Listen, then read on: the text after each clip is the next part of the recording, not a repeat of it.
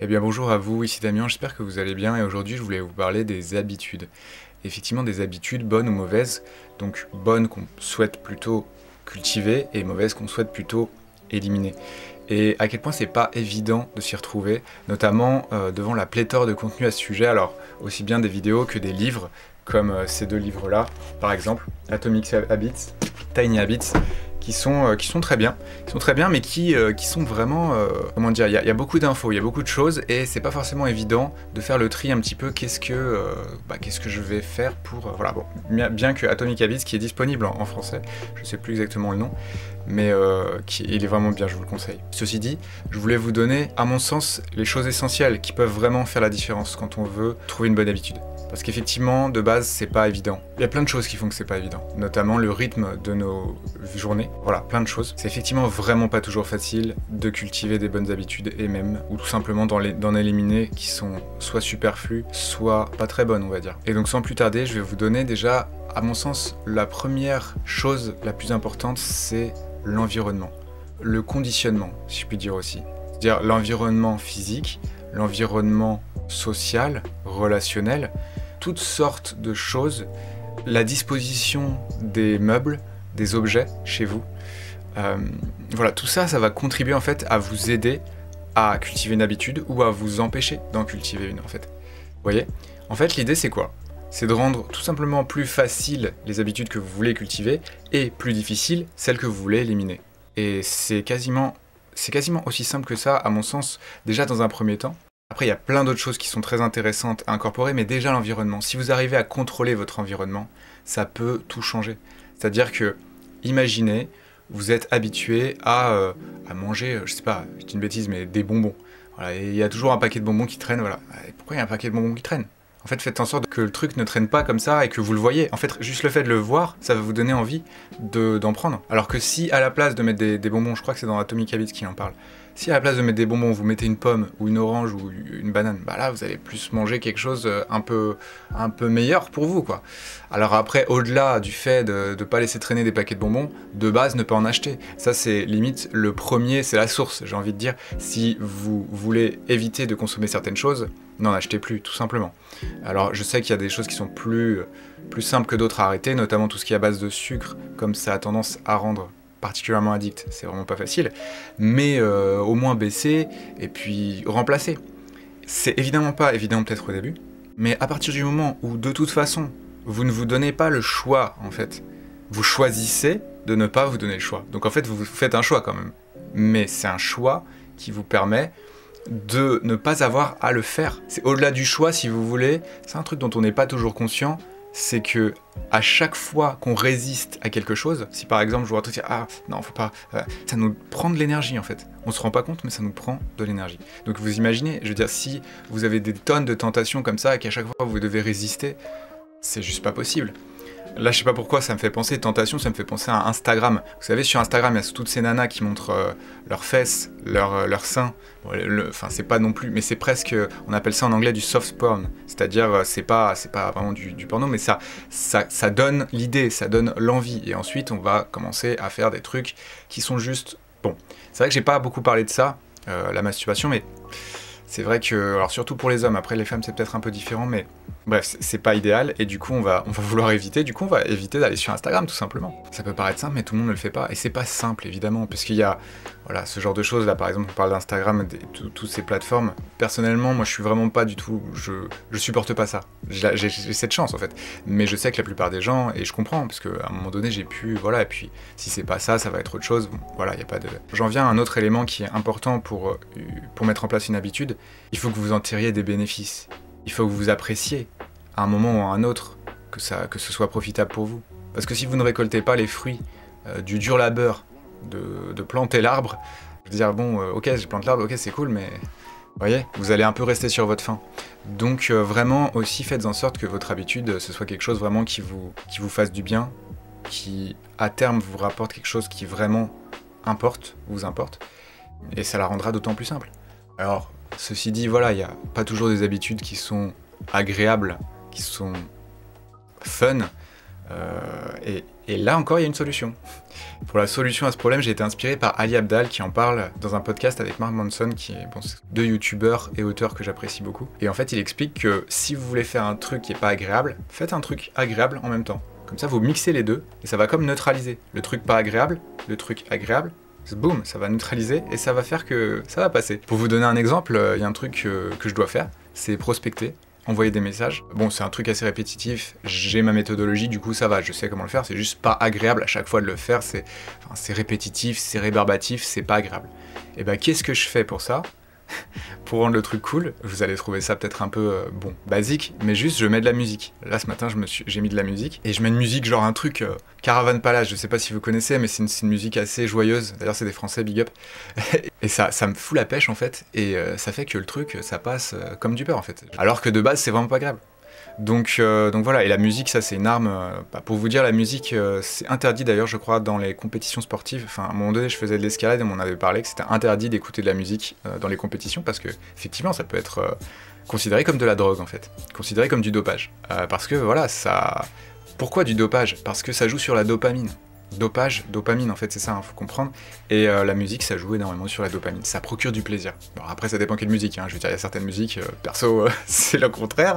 Donc voilà, après chacun son style de musique, évidemment. Je vous dis ça parce que aussi la musique, c'est un truc, bon, je ferai une vidéo à part entière là-dessus. Il y a deux youtubeurs qui j'ai trouvé très intéressants qui ont justement parlé du fait que la musique, c'était pas si bon que ça, en fait.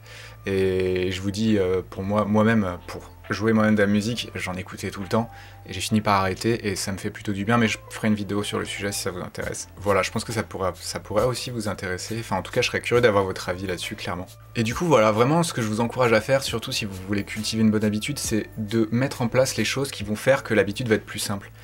Comme par exemple, si vous voulez apprendre à jouer de la guitare, bah vous laissez la guitare, plutôt que de la laisser dans sa housse, vous la mettez à portée de main. C'est comme moi, vous voyez là, si vous voyez, mais il y a un violon. Le violon, habituellement, sinon il est dans sa housse. Bon, il prend moins la poussière, mais là au moins, dès que j'ai envie d'y jouer, je me dis tiens, je vais prendre, j'ai juste à le prendre, boum, et aucune friction.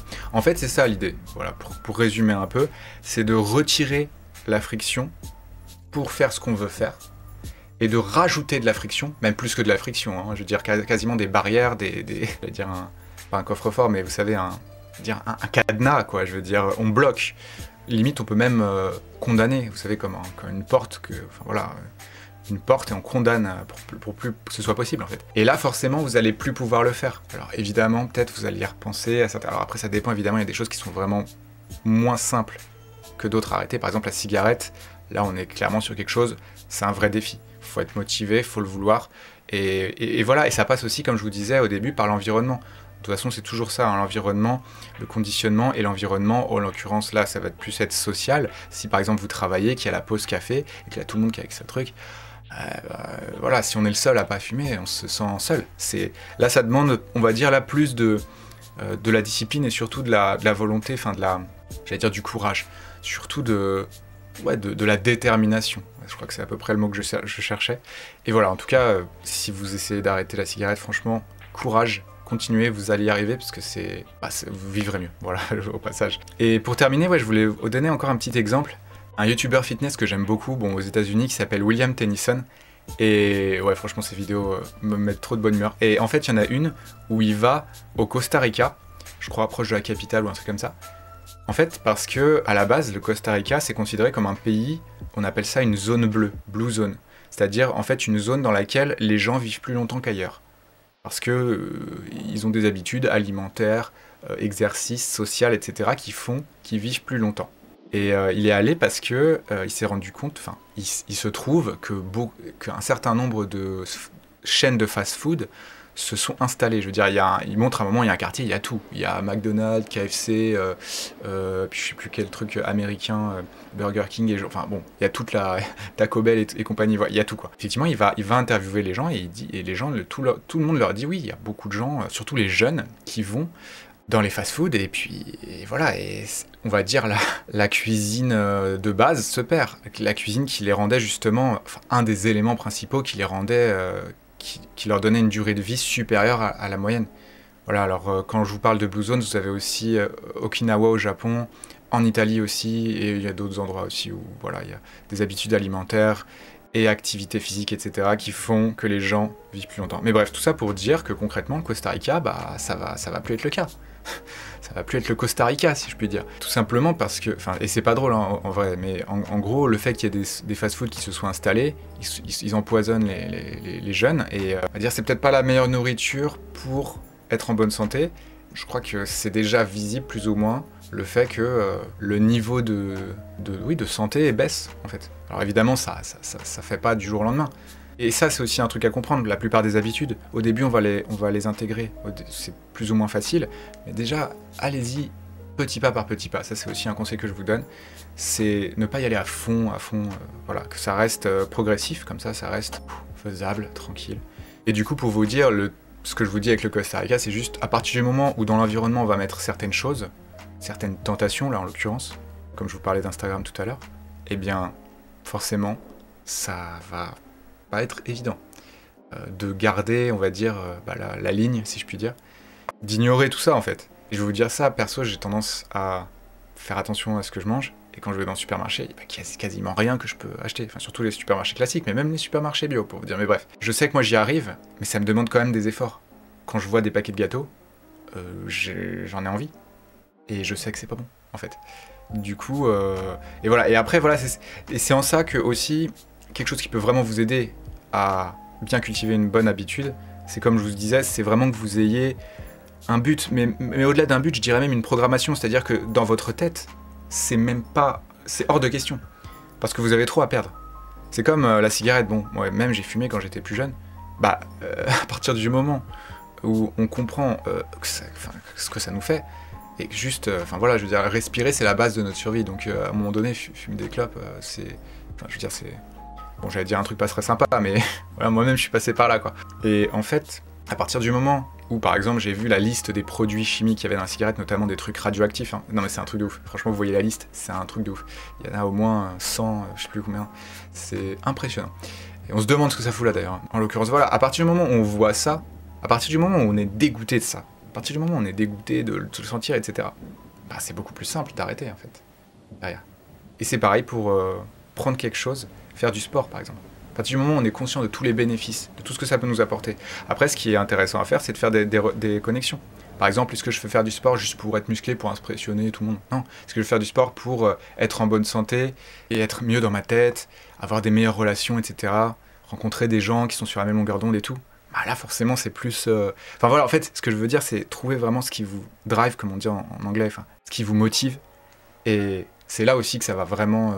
vous aurez en fait votre objectif, votre purpose en anglais, je sais plus comment on dit, ce à quoi vous aspirez, et que c'est vraiment beaucoup plus puissant que le fait de ne pas le faire. Et voilà, et ça me fait penser aussi, pour finir, ça me fait penser à une expérience qu'il y avait eu sur des souris, que vous avez sûrement entendu parler, où la souris on lui propose de la cocaïne ou du sucre, et au final elle prend que du sucre. Pour vous dire, la cocaïne ça joue énormément sur la dopamine, mais le sucre apparemment c'est plus puissant, c'est plus rapide, je sais pas.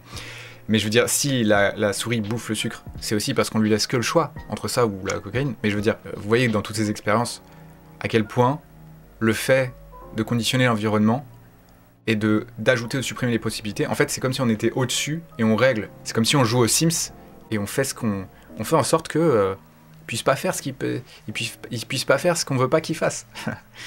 Voilà. Écoutez, j'espère en tout cas que ça va pu vous intéresser, peut-être vous donner quelques indices si vous cherchez des conseils pour cultiver des bonnes habitudes ou en retirer des mauvaises. Voilà, d'ici là, je vous souhaite une excellente journée. Si ça vous intéresse, abonnez-vous, améliorez-vous bien, et je vous dis à bientôt pour la prochaine vidéo.